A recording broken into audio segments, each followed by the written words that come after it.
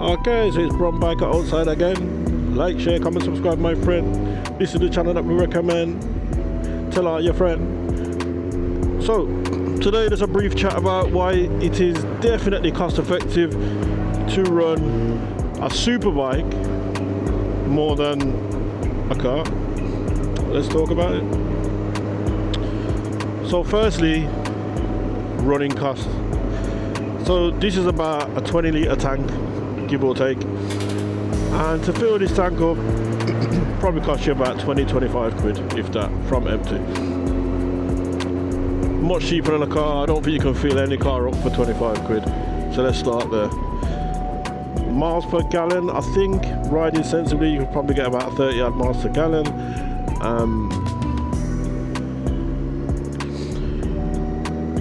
I believe that you can get roughly around 200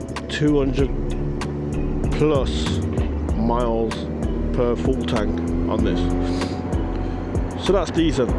The only issue is there's no gauge, so you can't even actually see what the hell you've got up in there, but you got a reserve tap, so if the bike starts coughing and it stops, switch it into reserve and then you're off again, go straight to the fuel station. That's alright, right? So insurance wise, on my car, they tried to charge me from, I was going from about £450 till last year my policy was at its most about £850. Do you know what I mean? Now that jump is crazy because I've had no accidents and I've got the full no claims bonus and they're protected as well. So I don't know why you're charging me that much. Do you know what I mean? And I'm not a young kid. Do you know what I mean? I'm in my 40s.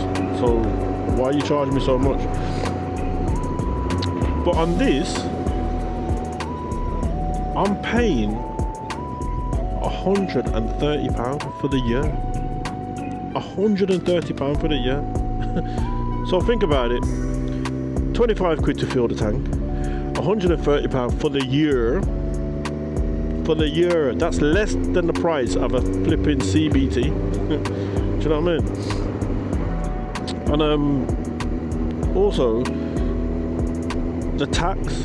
Now I believe the tax for this is about £60 for the year.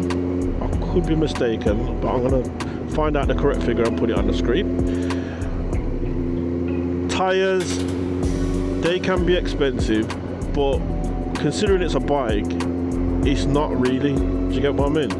So a few years ago when I bought some brand new tires for my old bike, it cost me £180 for some brand new budget tires. So think about it, if it's £180, the chance of you getting, I don't know, £40 brand new tires for a car, all four of them for £180, really slim. So that's a win right there.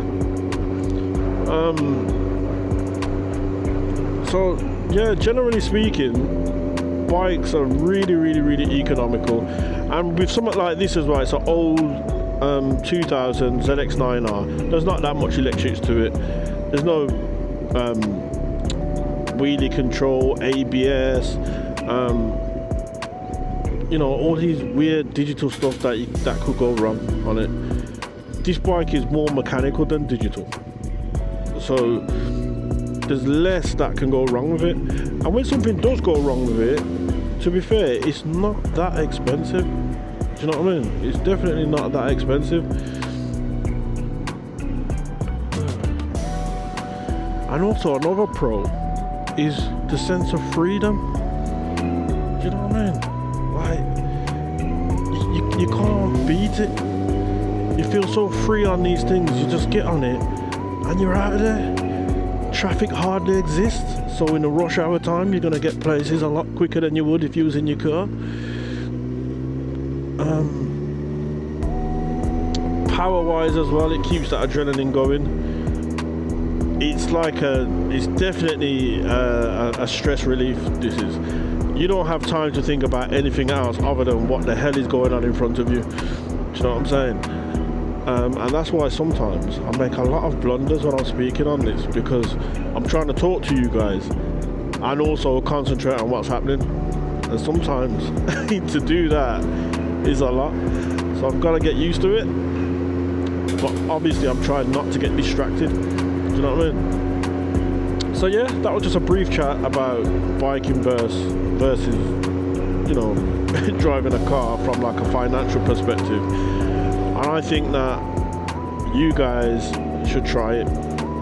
Go and do your CBT, go and do your theory, go and do your mod 1 and mod 2, get a bike, and you're good to go. And if you don't want to get a big bike, what you can do is just go and pay roughly about 150, 160 pounds and go and do your CBT. So your CBT is your compulsive basic training on a bike. So if you think about it, for 160 pounds, you can for 2 years be legal to ride a motorcycle, any one of them up to a 125cc with owl plates on it. However, you can't carry passengers. You've got to have owl plates full size, front and back, and as I said, it lasts you for 2 years, and you cannot go on motorways. So that's your restrictions. Do you know what I mean? But even still, on the 125, that'll be even cheaper. So if I'm paying 130 quid to insure this ZX 900 monster, just imagine if I was to be insuring like a 125, it'd probably be like flipping 50 quid, 60 quid. Do you know what I'm saying? And the miles per full tank, you probably fill your tank for about 15, 20 quid tops.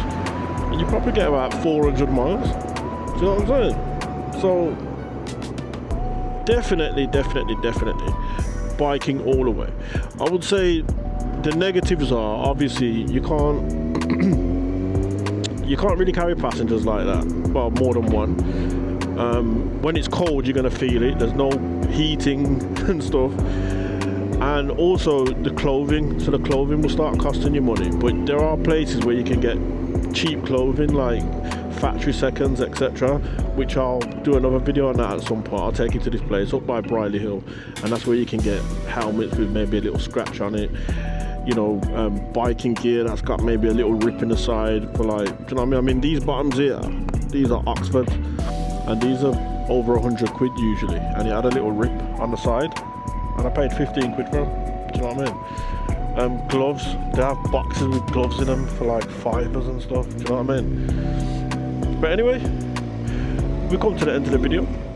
I hope you enjoyed it. Just a quick chat. Like, share, comment, subscribe, and all that beautiful stuff. We out.